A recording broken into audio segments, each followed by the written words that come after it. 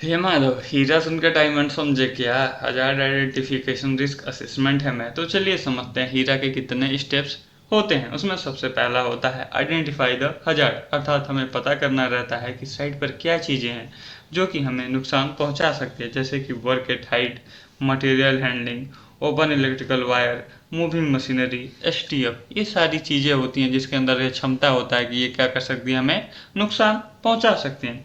दूसरा स्टेप्स होता है decide who might be harmed, अर्थात अब पता करना रहता है कि कौन कौन लोग हैं जो इससे क्या हो सकते हैं, प्रभावित हो सकते हैं। इसमें देखना रहता है कि कॉन्ट्रैक्टर है, विजिटर है या वर्कर है या हमारे न्यू एम्प्लॉय प्रभावित हो सकते हैं। मोस्टली साइट पे बस वर्कर ही सबसे ज़्यादा इम्पोर्टेंट नहीं होते, विजिटर भी हमारे लिए उतने ही इम्पोर्टेंट होते हैं। कई बार क्या होता है कि हीरो बनने के चक्कर में इंजरी करवा लेते हैं।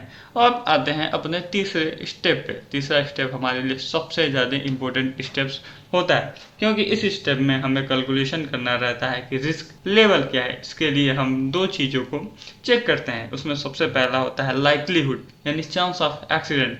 इट मीन्स एक्सीडेंट होने का चांस कितना है। और दूसरा होता है कॉन्जिक्यूशनस, यानी परिणाम, रिजल्ट ऑफ द एक्सीडेंट।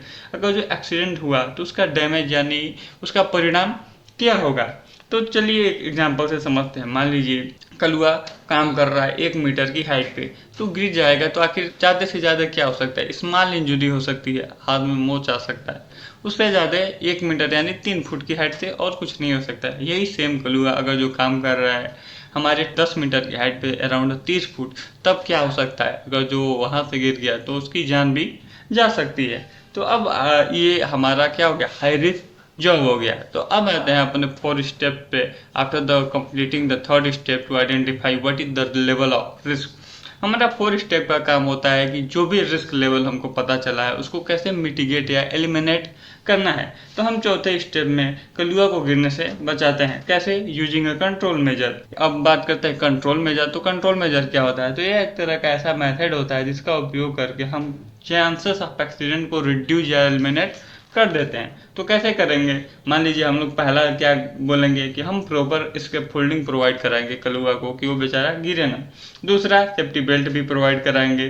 तीसरा, आने जाने का प्रॉपर एक्सेस यानी लेडर भी प्रोवाइड कराएंगे। चौथा, training on use of safety belt, training भी प्रोवाइड कराएंगे कि सेफ्टी बेल्ट का यूज कैसे करते हैं। उसके बाद पांचवा, हम प्रॉपर सुपरविजन में उसे काम कराएंगे। तो इस कंट्रोल मेजर का इम्प्लीमेंट करके हम किसी भी वर्कर को सुरक्षित रख सकते हैं। तो नेक्स्ट वीडियो में हम लोग समझते हैं कि ऑल अबाउट रिस्क असेसमेंट कैसे करते हैं। So like the video and subscribe the channel.